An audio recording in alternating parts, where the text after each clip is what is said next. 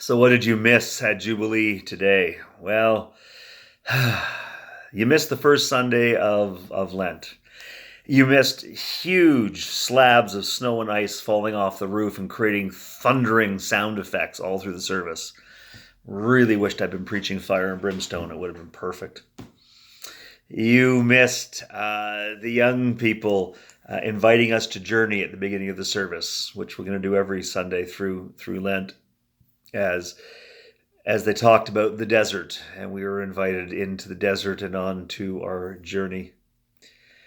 You missed Matthew's gospel and Jesus being tempted by the devil. You missed Genesis and Adam and Eve and the apple and eating the apple and discovering they were naked. And then you missed me trying to make sense of all of that, somehow bringing us from the garden through the desert to the table, because we also celebrated communion today, as we usually do, the first Sunday of Lent.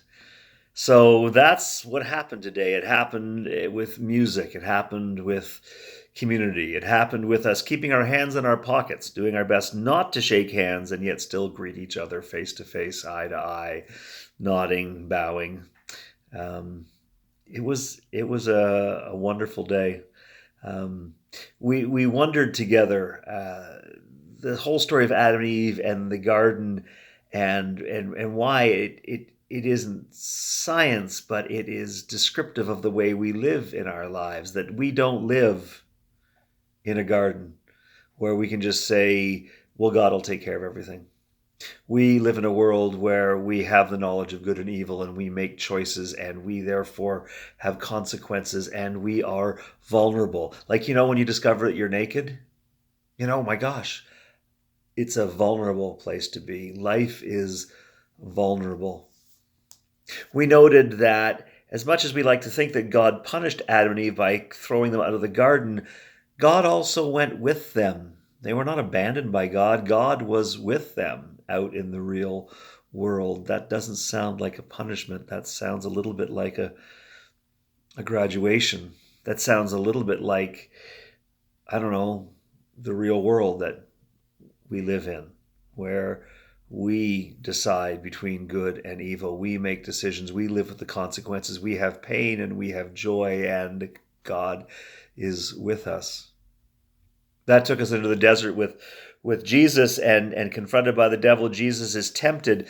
And one of the temptations to fall from a great height. Go ahead, leap off. Angels will catch you. Who does that? How is that tempting? Who wants to do that?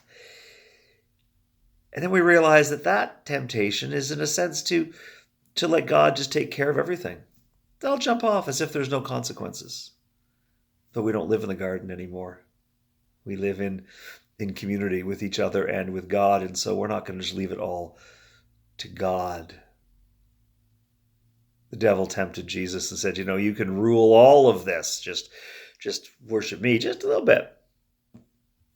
And it is tempting every now and again. We do wish sometimes for a Superman who could rule for us and take care of everything. The thing is that when somebody does that, even if they do the right things, even if they have the best motives, they become isolated and they shut down others, because I don't have to be compassionate if Jesus is doing it for me. I don't have to worry about right and wrong if the illustrious leader has taken care of all that for me. And if I'm the illustrious leader making all those decisions, I don't actually need to consult or be with anybody anymore. You see, that again is a temptation to separate out from community. And then the devil tempted Jesus and said, turn stones into bread. I know this isn't the right order, but this is the way we talk about them. Turn stones into bread, because what does that matter? I mean, Jesus was hungry. Nobody cared. Nobody had sponsored him on his desert walk or anything like that. There was no fast that he was getting paid for.